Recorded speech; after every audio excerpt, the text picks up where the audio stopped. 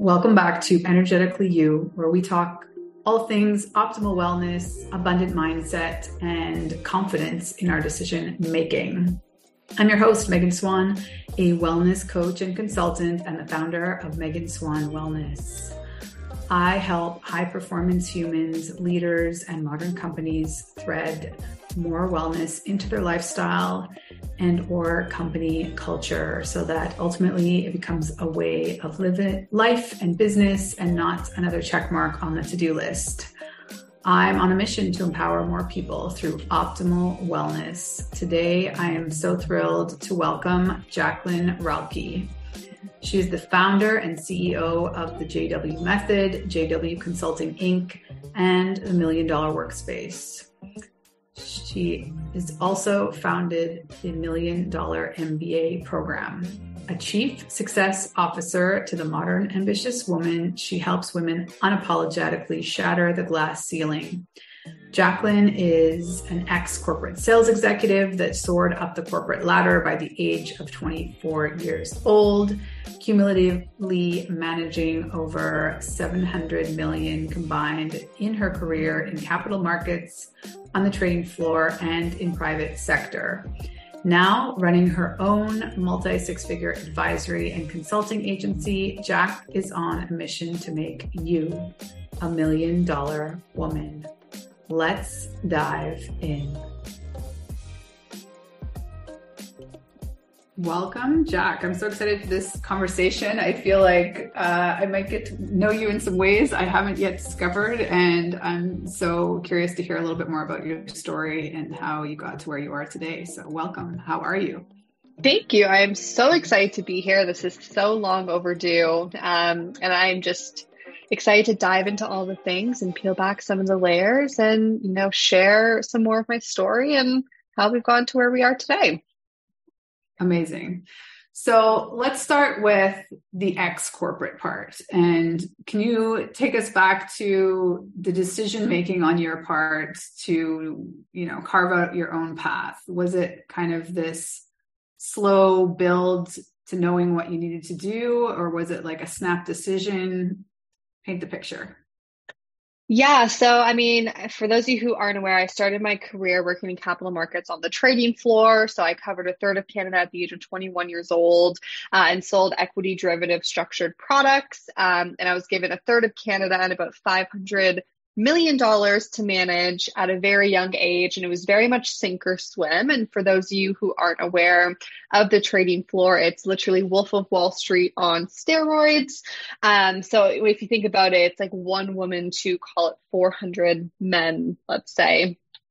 So especially as a young, high-performing woman and one who's in sales and is on the road traveling 3 weeks of the month, I was given the nickname PTA, planes, trains, and automobiles, because I was quite literally always on one. It really kind of shapes who you are as a woman and as a businesswoman very young. I left that actually within a couple of years, and I was recruited out to actually go run a sales team at a private equity strip and rebuild. So I was basically brought in as the new executive team to help them rebuild their entire sales portfolio, to build the valuation of the business to eventually package out and sell. But the interesting thing was, it was, again, a male-dominated industry again. I'm learning that those are quite hard to escape, no matter how much ED&I, corporations do to diversify and ensure equality between men and women and ethnicities within their cultures and organizations. And I went through kind of the same issues, the burnout, the manipulation, the sexual harassment from male colleagues and managers, and just those uncomfortable situations. So I always had this idea that I wanted to support other women who were in similar environments, but didn't really know what it would look like or what form it would take. I actually ended up leaving that job because it was extremely toxic and not an environment that I wanted to work in much longer. And at that point in time, my ex-boyfriend at the time was actually relocating to New York City for a job to work at an alternative asset firm. And he basically looked at me and was like, I'm going to New York, so more or less find a way. And I was sitting there, and we lived at this beautiful condo in the Shangri-La on the 44th floor that overlooked all of Toronto. And I remember sitting there and just thinking, Jacqueline, if there's any time to take a chance on yourself, it is literally right now. And that is the moment I actually decided to start my original company, which was J Wellness, which was a corporate wellness and empowerment company for women. And originally it started with like posting workouts and talking about work-life balance and building a work-life balance guide for $11.99. And then eventually it just spiraled and kept growing into the monstrosity that it is today. But it really was this pivotal moment in my life where I was like, you know what? I have gone through all of this shit to help women not go through the same, or to make it easier, or so that the impact is lessened during their experience. And I took a bet on myself and I've never looked back. Amazing. So are there any skills that you didn't get from those first years in toxic work cultures that you don't use today? Well, it's actually quite interesting because when I worked in corporate, when I worked on the trading floor, I was a very structured type A OCD woman. So my calendar was time blocked by the minutes. Again, I was traveling so much that I would account for literally like Ubers to and from the airports. I would have like showers blocked into my calendar. Like every point of my calendar was really accounted for because it was the only way I could stay sane given, basically the workload that I had. And it's very interesting because now, do I leverage time blocking and some of those methodologies to aid in my success in my business? Absolutely. But in my transition from corporate to entrepreneur, I actually had to let go a lot of those rigid tendencies because I've had to learn that messy but strategic action is actually the best way to grow and scale a business. So it's interesting, actually. My best friend actually calls me type B, not type A anymore, because I really checked those type A tendencies at the door when I left corporate, which is very interesting because that was a definer or a marker for so long of how I identified myself, a type A OCD planner. And today I can confidently say that does not resonate with who I am at all.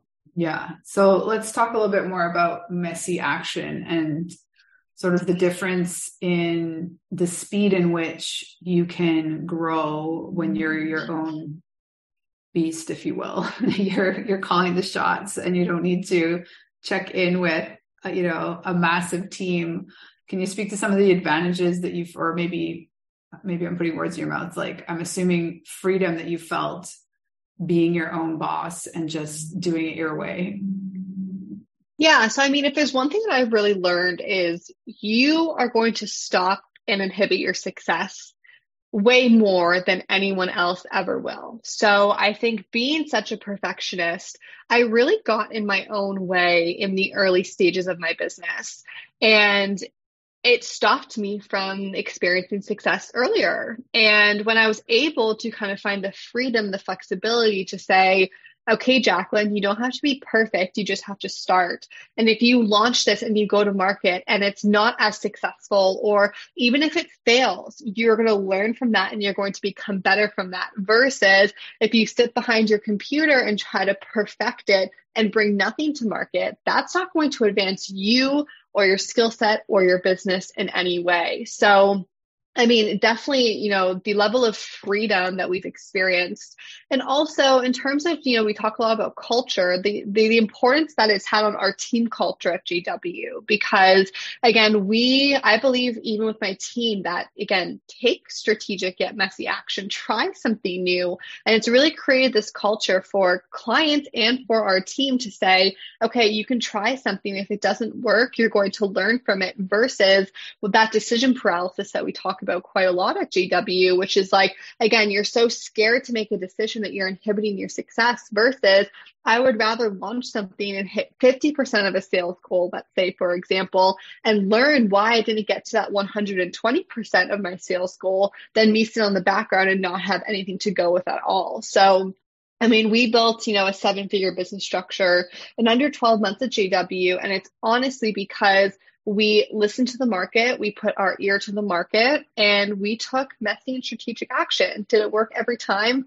Absolutely not. And I have no shame in saying that. But what we've learned through those quote unquote failures are the reason why we are who we are today. And that is why I encourage entrepreneurs to be entrepreneurial and make mistakes, because your biggest growth spurts in your business will come from those learning experiences from taking messy action.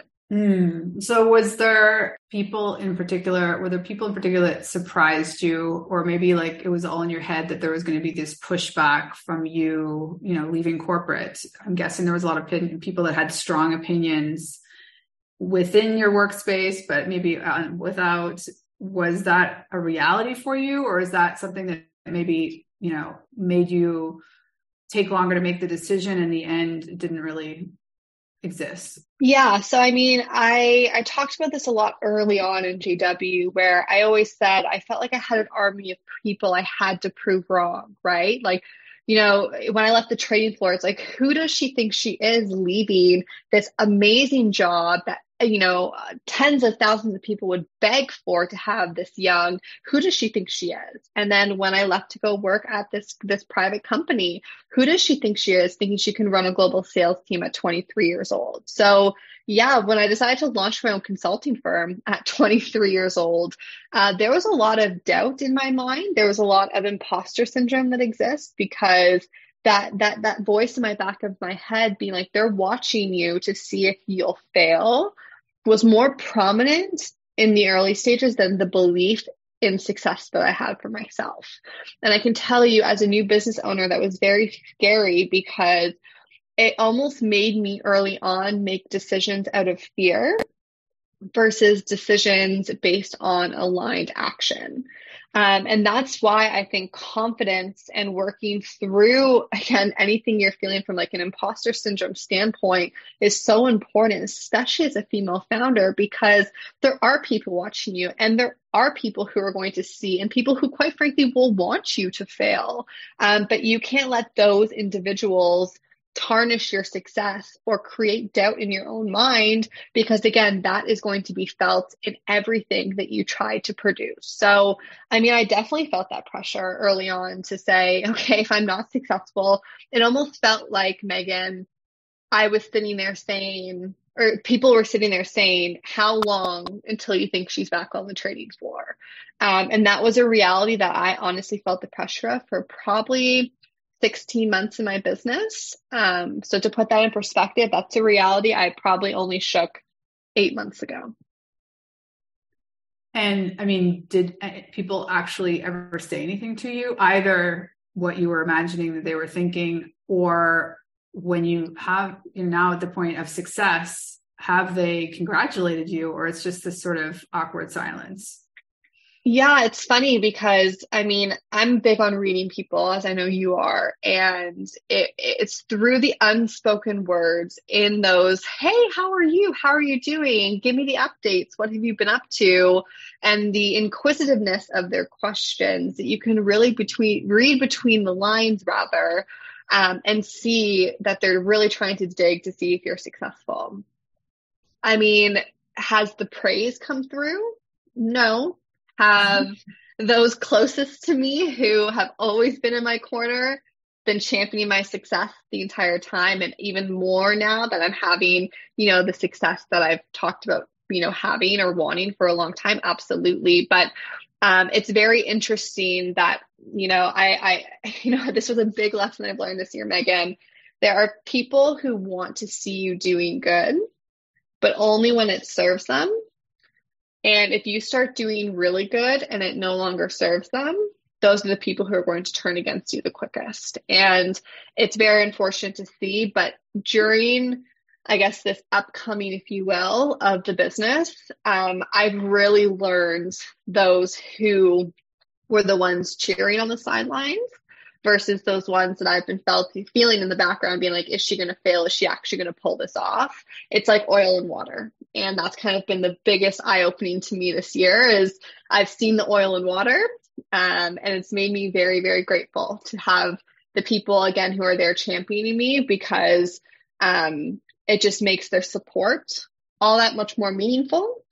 And it gave me really the will to keep on going when I start to see that divergence of people who I thought maybe were there, but clearly were not. Yeah. So that kind of perfectly spins us into talking about the Million Dollar Workspace, because I think, having community around all of these stuff, around imposter syndrome, self-doubt, and you came from a background where, you have the finances piece. And I don't think a lot of women do, at least in the online space, or a lot of people going into business, well, maybe you can speak first off, how much do you think that is essential? Or do you think that that's really more of a skill, and some of the other skills you need to be a successful entrepreneur are not so transferable? The finance piece? Yeah. I mean, yes, it's the biggest gap that exists for entrepreneurs. And quite frankly, it's the whole reason why I have a business to a very large degree, right? Again, I'm very mindful that I'm fortunate that I have a degree in finance. I worked in finance, again, numbers and spreadsheets and running, business projections and modeling is something that I enjoy to do with music on, right? But I'm also very aware that, that is like the be all end all for someone to do themselves, right? So I do think it is the single most important skill, other than resilience, that entrepreneurs need to have. But unfortunately, it's the biggest gap we see within the industry, right? Like, no one teaches you how to track your finances, or no one teaches you how to actually structure your business and diversify your revenue to make sure you're not dependent on one source that could be snatched away, at the, snap of a fingers. If something changed in the online space, something as simple as the wind changing, we know can completely wipe out business lines within a business in this turbulent industry. So I do think finances and resilience are my two biggest skill sets or qualities that I really look for in an entrepreneur, but also like willingness to learn. I think, when it comes to finances, specifically for entrepreneurs, they can be very daunting. And my biggest thing is, you don't have to be an expert, but you need to be able to basically understand the financial health of your business to make smart investment decisions. And as a CEO or as a founder, if you are not able to make those strategic decisions that are going to help you grow and scale your company because you don't have the knowledge and there's a knowledge gap, you have a fiduciary duty to your company and to your clients to make sure that you're at least closing that knowledge gap, to make decisions that are not only going to best serve you and the health of your company, but thus also better serve your clients as well. Because I'm sure everyone can relate to this, but when you feel like you're drowning financially, or when you feel like you don't understand your finances and you're not able to understand, what your profitability is, or you have what we call leaky bucket syndrome, where, money's coming in, but it's going out just as quickly. You don't understand where the leak in the bucket is. It can be very earth-shattering to your confidence. And for me, that confidence is what is felt on the end of the clients. And that energetic exchange of being able to sit there and say, okay, I at least understand my finances, even if they're not that great. I have a path to understand what I need to do to save my business, grow my business, scale my business, whatever it might be. And that energetic exchange is felt on the end of your client, which is then in turn going to help your business grow as well. So it really is a never-ending feedback loop that I cannot place the importance on enough. Yeah, I think what you do really well is create safe spaces for women in particular to, admit that they don't know this piece, which I think is hard enough in itself, right? You're claiming to have your own business, and there's so many of us that don't have at least the depth of what's required. And so I love having community around this. However, we also just talked about sort of reading between the lines and figuring people out. Can you maybe speak to how someone goes about finding a community and sort of the best practices in collaborating and bringing people closer in?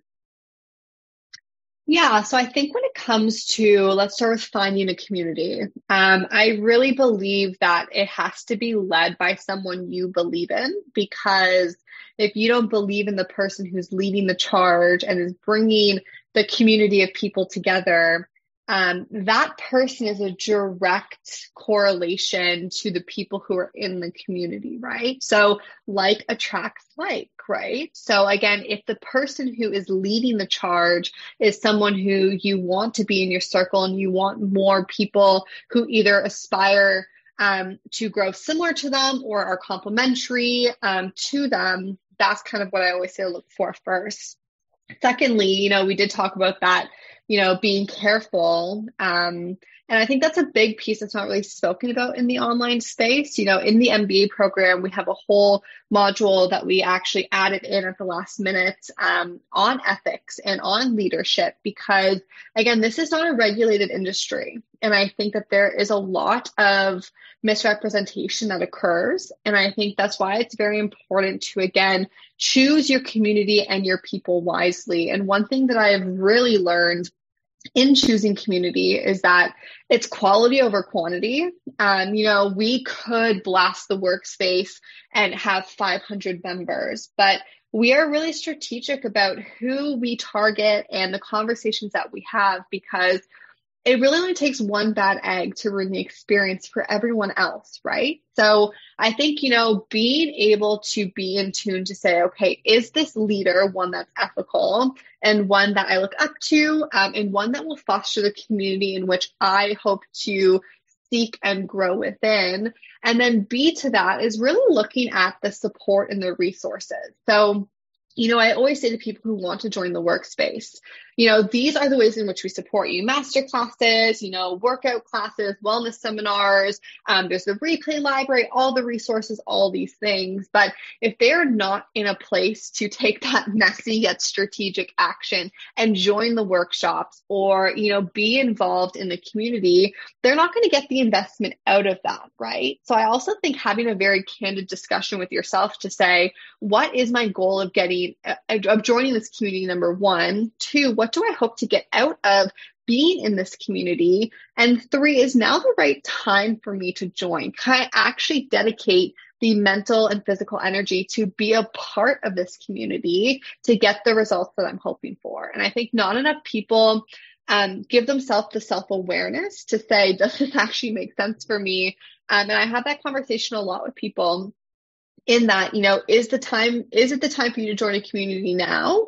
Or do you actually need some one-on-one quick support, business structuring, and then have the community to help you implement it? So I think self-awareness is a big part of community, but community for me is such a pivotal and integral part of what we do at JW, because we could do it alone, but why the hell would you want to? Community is meant to be there for a reason, and we are truly stronger together. And that's why it's really interesting, because the people who do come into the workspace, the level of collaborations or partnerships or money that's exchanged of people finding clients is so powerful, because again, the power of community is truly the difference between what I consider a thriving entrepreneur and one who is spinning their wheels and struggling to secure clients because they're not leveraging the power of collaborations, partnerships, and community to make their word and their messaging spread further. Mm-hmm. Can you speak a little bit more to the, essentially getting out of your comfort zone? Like maybe it's the person who even it's too much for them to consider joining a community and getting in a small but public space, or maybe it's making the decision to bet on yourself and start something. Yeah. So, growth exists out of your comfort zone, right?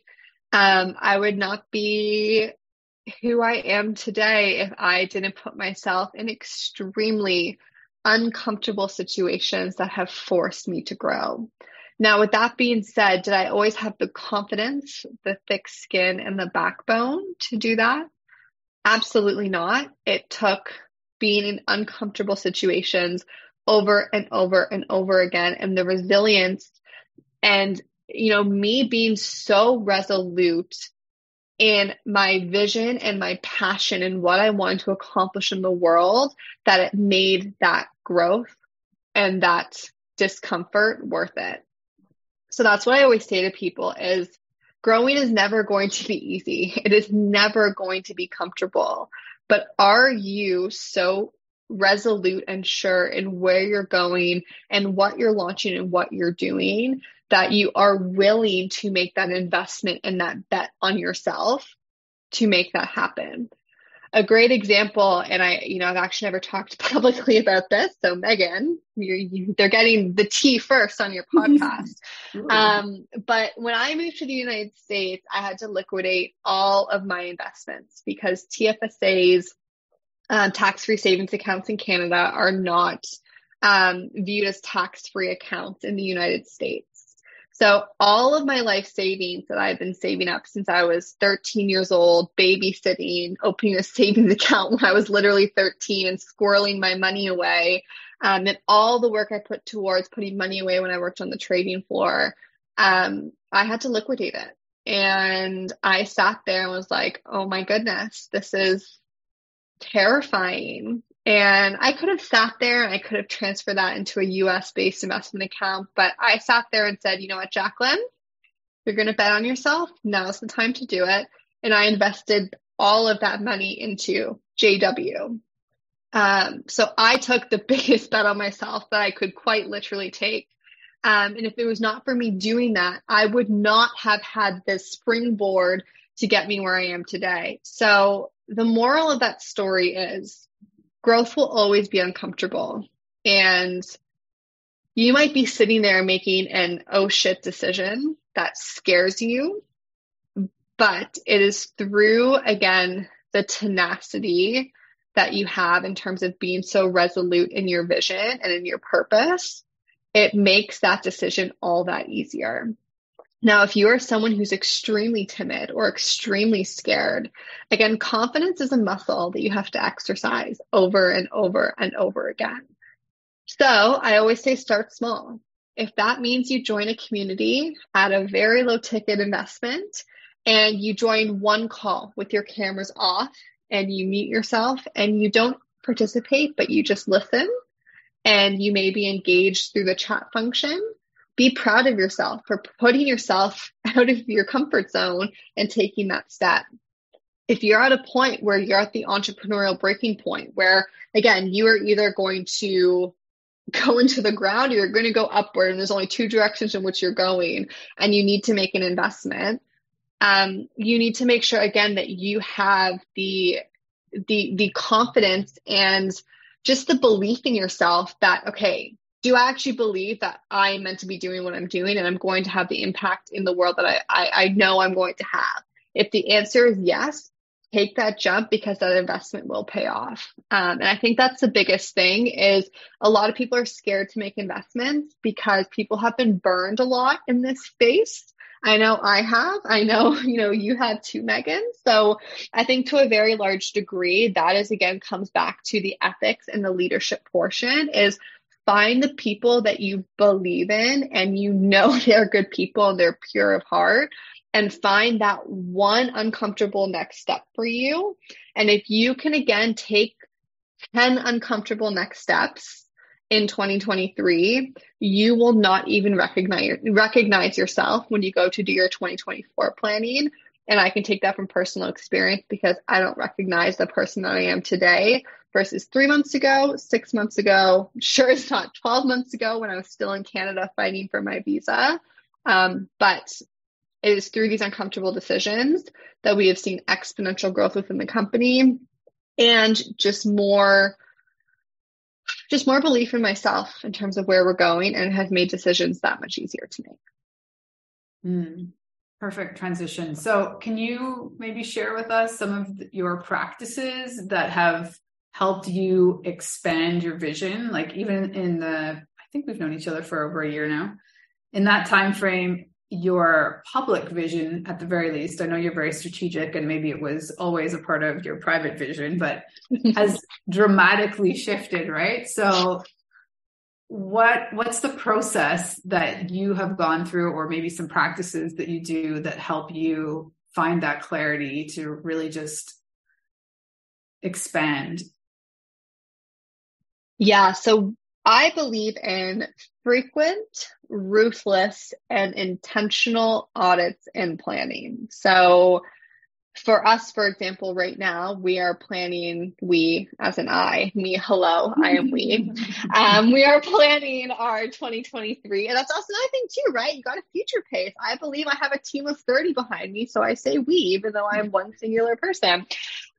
We have been planning our 2023 quite extensively. And in doing that, we run extensive start, stop, pivot, continue analyses to be able to determine what is working and what is not.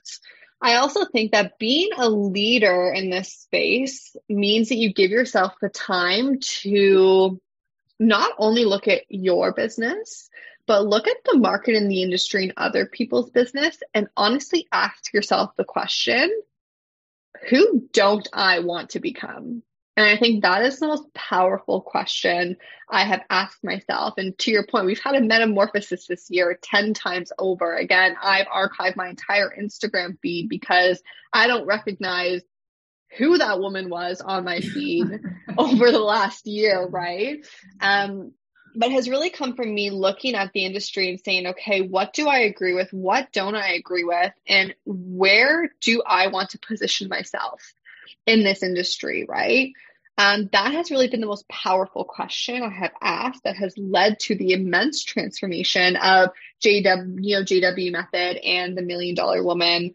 But more importantly, it's really through the quarterly analysis. So we always try to what we call catch a falling sword. So every single quarter, we always make sure we run an extensive analysis of what just passed and said, okay, revenue, what was our top revenue streams? How do we do more of that?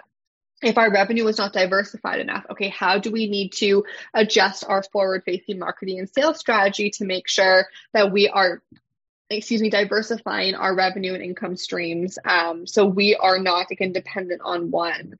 It's looking at your partners and saying, am I aligned with people who I want to be an extension of my business? I think that's also a big learning curve for entrepreneurs is it's quality over quantity. And you don't want every single person in your business. And quite frankly, auditing that frequently and ruthlessly is very important. And, my mom always used to say to me, Jacqueline, it's not personal, it's business. And that is one of the top things I've really had to learn this year in terms of cleaning up and continuing our vision. More so off of that is, again, looking at the data. So again, we talked about finances earlier on, but finances and data go hand in hand. Again, your girl's analytical, so give me a good data set. And I love being able to run fancy graphs and dashboards to extrapolate the data and run regressions for you and modeling. But really looking at the data and saying, okay, am I positioned well? Am I seeing the results that I want? And if not, what do I have to change to actually bring the results I'm looking for? So I cannot champion quarterly analysis enough.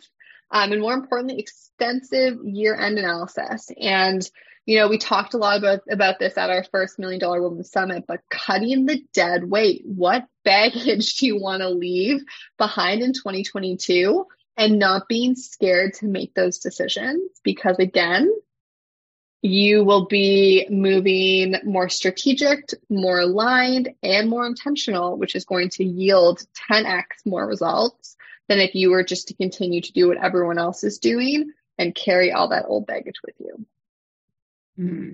Yeah, I love that.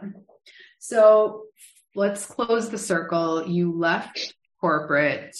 Now you are working with corporate. So can you tell us some of the positive trends you see in corporate culture, and how is it that you made that decision to go back and close that loop? Yeah. Or Oh, was the it always the irony. plan? Or was that always the plan? So you talk about the public plan and the private plan. So corporate always was in the private plan. It has always been our goal to be back in corporate to help, women, high performing juniors and high performing women executives shatter the glass ceiling.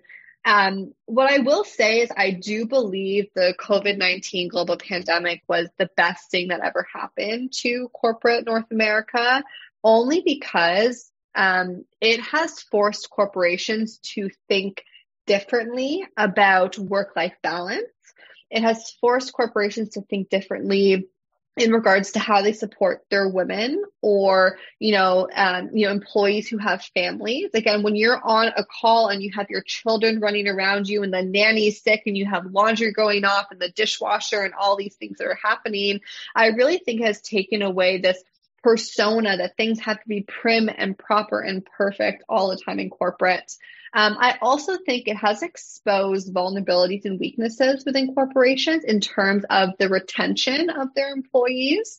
Again, we have seen, the great resignation since COVID, where a lot of individuals are leaving, their corporate jobs to switch into more companies like tech companies or startups because of their flexible work policies and their flexible pay policies and how they really champion women and, their ESG initiatives and diversity and inclusion versus like the more corporate dinosaurs, which really only care about driving profit to their bottom line at all costs, right? So that is really the big conversation that we are currently having with clients at JW is, we have developed our entire ED&I rating audit system. We're developing an algorithm for it, which basically does an analysis for corporations to say, how is your culture basically structured to attract and retain, women, minorities, high performers, and your top executives?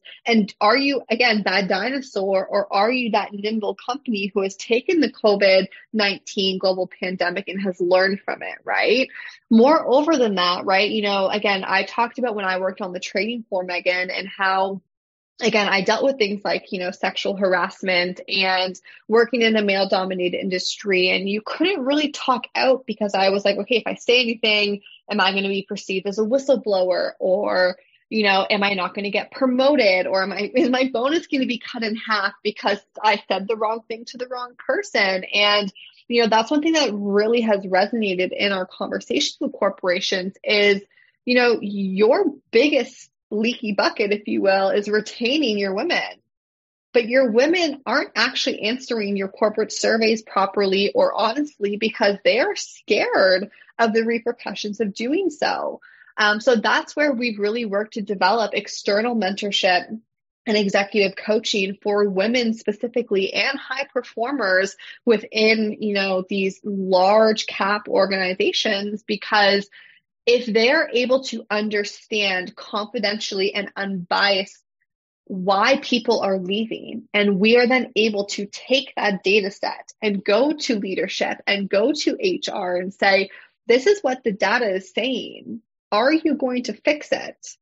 That is the gap we're working to close. So it's really interesting to see how my short 6-year journey has come full circle, because the whole reason why I left corporate and the whole reason why I started this company 2.5 years later in a million variations, we're getting back to the core essence, which is, can we fundamentally help large cap organizations change the way that they support their women, support, their diversity of their employees, and just honestly become better human beings, and understanding that their employees are just that, human beings. And at the end of the day, building the cultures and the leadership styles to be able to allow their businesses to flourish, which will directly impact their bottom line, which is also, quite frankly, so poetic and full circle. So what can you maybe share with us about your vision for 2023, the public or the private for JW? All the things. So yes, we have a lot going on at JW in 2023. Obviously, the JW method, which is our consulting firm for the ambitious woman, is going to be moving into a more gender agnostic positioning in the market. A lot of people have always said to me, Jacqueline, I don't really understand what you do. And that has kind of been the hardest question to answer, because the answer is we do it all, quite frankly, at JW. I'm very fortunate to have the team and the brain power to be able to do so. But we are switching to a more gender agnostic, we are industry agnostic as well, approach to our consulting and advisory firm in 2023. And more importantly, again, the end goal has always actually been to launch my own private equity venture capital firm, to be able to invest in women-owned businesses. So we are actually now becoming the global go-to consulting firm for business growth for pre-funding founders. So people who are in that 0 to 1 stage, pre-funding, who need help with business structuring, growth, financials, all the things that we talked about today. That's how we are positioned in the market, which is completely new and has not been said publicly. So again, spilling the tea on Megan's podcast today. That's also why we have the MBA program now. So the Million Dollar MBA program is our practical MBA for, again, the ambitious entrepreneur who wants to start, grow, and scale a $1 million business in 12 months. So between that, the Workspace, and our $1 Million Women Summits as well, we are really shifting away from a advisory model that is capped in terms of capacity into this business model where we're very strategic about the few individuals that we work with on the consulting side. And then we have obviously the Workspace for community, the MBA for practical and tactical knowledge, and then the summits for the in-person integration experiences to really round out the entire service suite. Piggybacking off of that, we obviously have our corporate consulting arm and initiative, which is going to be huge at JW. So again, I mentioned briefly, we're launching an ED&I rating and audit system and developing an algorithm that we're going to be working with large cap organizations to fundamentally change the way in which they support their women and their minorities, and obviously continue to grow and evolve their culture to increase their retention. And we are launching a large $1 million Workspace corporate initiative as well to give that same community and support that we just talked about to high performing women and corporates. And to tie it all together, we are ending the year with a bang with the structuring and launch of $1 Million Women Private Equity, which is again going to be our way to take all the brilliant entrepreneurs that we work with and touch on an annual basis and be able to actually strategically invest and give back to entrepreneurs, and be able to further, again, just the conversation in the venture capital and private equity world, which is women deserve a seat at the table. So we are going to give the direct means to give more women a seat at the table. So just like a few things. That's the Spark Notes too, Megan. If you saw the whole 2023 plan, we would be here for 3 hours. Yeah, I know that's it's Cole's Notes. Or I think that's like a Canadianism. Cole's Notes. Cole's Notes, Spark Notes. Like, what are you even talking about? Cole's Notes. I'm like, oh, I guess Cole's is a Canadian bookstore. Spark Notes. You're brilliant. You're an inspiration. Any last words you want to leave us with in terms of somebody who's just not feeling the same confidence at this point of the game? Yeah, I mean, again, like I said, if I had the confidence, the thick skin, and the backbone that I had today, and I was on that trading floor at 21 years old, the trading floor better have watched out. I mean, I still took the trading floor by storm, but this is all to say that you might not feel confident right now. Again, as I shared, there was probably 12 to 16 months in my business where I did not feel confident. I felt like I had an army of people I had to prove wrong. But don't let it stop you, because there will be people in your corner like Megan to me and, all those other people from the trading floor who truly were cheering me on the sidelines, who, even if you don't have the answers, there's someone close to you who does, right? And that's another thing too, is again, we talked about this when we talked about community. You could do it alone, but why the hell do you want to? I would not be where I was today if I did not surround myself with the right people to support me in my journey. And sure, would I have retained a lot more money to my bottom line if I maybe didn't bring in as many people as I did? Sure.